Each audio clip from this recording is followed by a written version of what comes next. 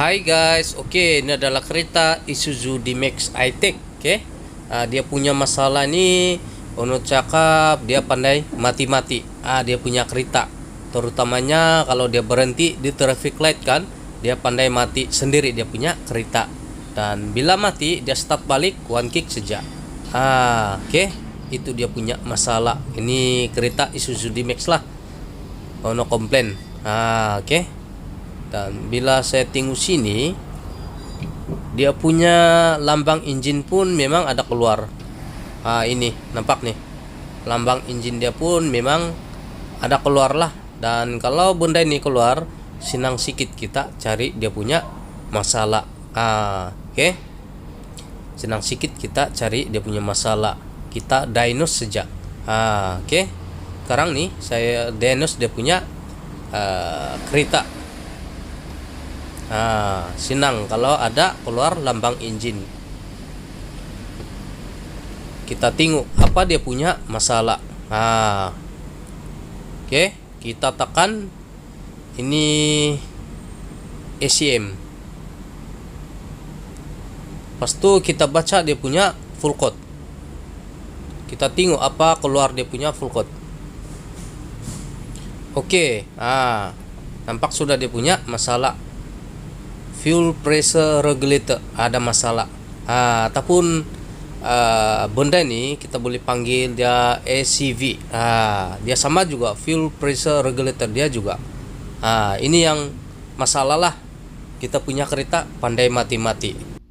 Kita tengok dia punya kedudukan fuel pressure regulator kalau D-Max. Saya kasih tunjuk kamu dia punya kedudukan dia. Oke. Ini kita simpan dulu sini, sebab saya kasih tunjuk kamu dia punya sensor. Sensor. Oke, di depan dia punya sensor di tepi. Kita tengok. Untuk D-Max nih dia punya fuel pressure regulator di sebelah kiri. Sebelah kiri. Oke, kita kena buka tayar baru kita nampak. Lepas tuh ini dia punya cover nih. Ini kita kena buka. Sebab kalau kita tidak buka, kita tidak nampak dia punya sensor. Sebab dia betul-betul bertapuk. Dia betul-betul bertapuk di dalam. Oke.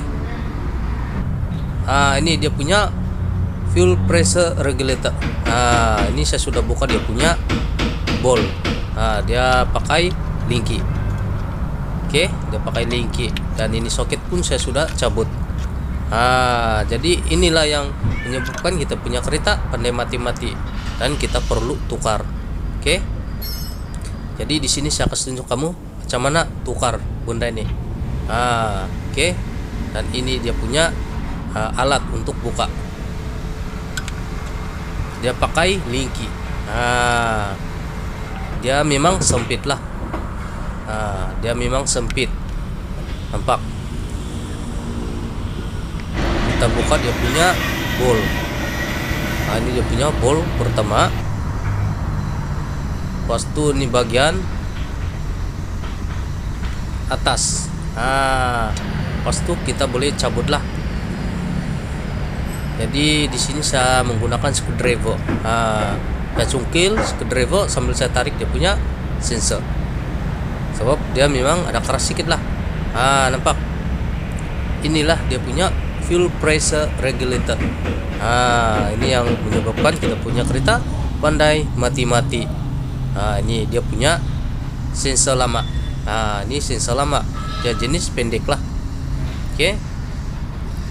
Dia jenis pendek. Dia ada o-ring lah. Dan ini yang kira second hand lah saya pakai. Oke. Dia panjang begini, tapi sebenarnya dia sama juga, boleh pakai juga. Dia bentuk panjang lah, sebab dia ada satu ini. Kalau kita belikan dia ada satu ini spacer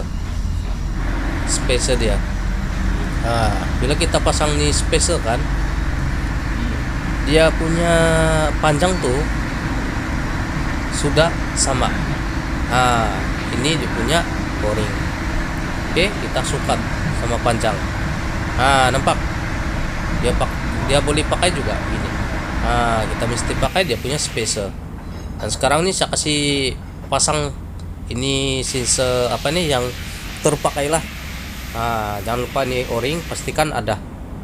Kalau tidak dia pandai leaking. Leaking minyak diesel. Bila dia leaking kan, itu o-ring kita tidak terpasang, kita punya kereta pandai mati juga. Sebab dia masuk angin. Oke. Pastikan dia ada o-ring sekali dengan housing nih sama ini sensor lah. Sekarang nih kita ikat dia punya bol, kita ikat balik. Kita ikat, dan sekarang ini saya menggunakan linki bentuk L, sebab ini bagian yang sempit lah, bagian atas. Oke, pas itu kita pasang balik dia punya soket. Ini saya cut sejak saya punya video, supaya saya punya video ini tidak begitu panjang lah. Dan kita tengok macam mana dia punya hasil nanti. Saya kasih tunjuk kamu reset balik dia punya full code lepas kita tukar dia punya sensor. Oke, sekarang nih kita pun sudah siap pasang dia punya sensor. Kita tekan balik ECM, pas tuh kita baca masih ada dia punya full code, masih ada. Pas tuh kita reset dia, kita buang dia punya full code. Oke, kita buang, kita clear lah. Oke, sudah clear. Itu lambang engine pun masih ada, tapi nanti dia pandai hilang. Nampak bila kita start.